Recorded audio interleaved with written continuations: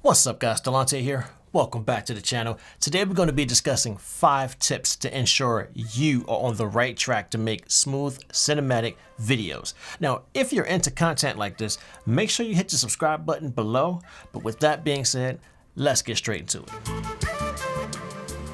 The first tip of the day is to ensure you are using the correct frame rate for the video that you're shooting.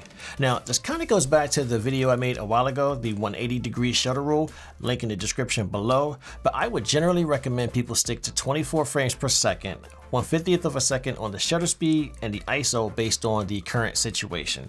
This would keep your video looking natural with motion blur that we actually see in the real world. If you shoot a video at 120 frames per second with no intention to slow it down, the video would just come out looking weird.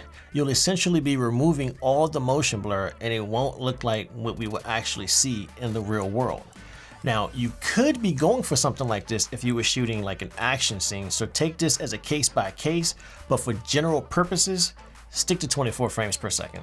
I would recommend shooting in 60 or 120 frames per second if you're trying to use the slow motion feature. As a matter of fact, this is a must. If you try to slow down footage from 24 frames per second, you end up with footage that's skipping and practically unusable. So to fix this, use the 60 or the 120 frames per second and slow it down in the video editor of your choice. This will make your footage look cinematic and help get rid of some of the shaking that may have occurred while filming. Tip number 2. Audio is a very important portion of your video. Now, you can have a really good video going, properly exposed, using the correct frame rate, but the audio is clipping or has reverb and echo. Now, you generally want your audio to be around -12 dB. This way, you're loud and clear, but not too loud to where you're not clear. Now, as far as reverb and echo, it kind of depends on your budget. So there's sound blankets, acoustic panels, and acoustic foam. I would generally recommend sound blankets and acoustic panels. Now, if this isn't in your budget, then simply recording in a room that has carpet, couches, and curtains, or things like that will help drastically.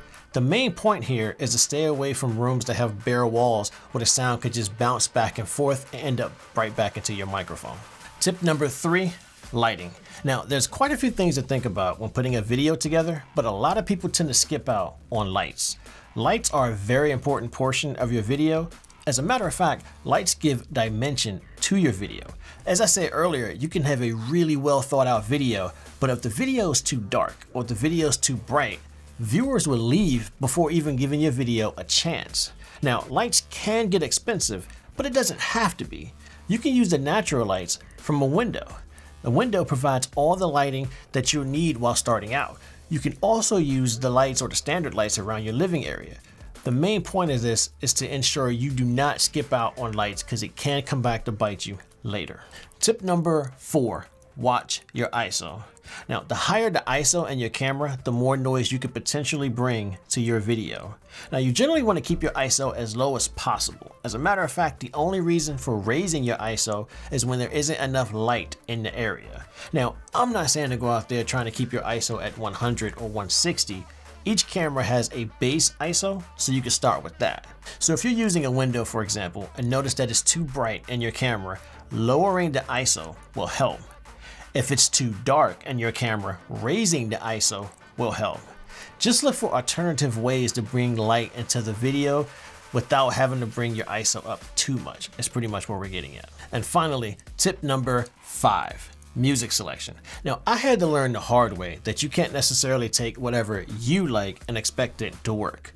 Take a look at the video and have the music complement the video. Is it a powerful video? Is it a happy video? Is it a dark video? Whatever type of video it is, have the music complement the video. Also, edit to the beat. This will make the video way more entertaining as it's working as one unit. Now, that's all I have for this particular video, but what do you guys think? Something I missed? Something you want to add?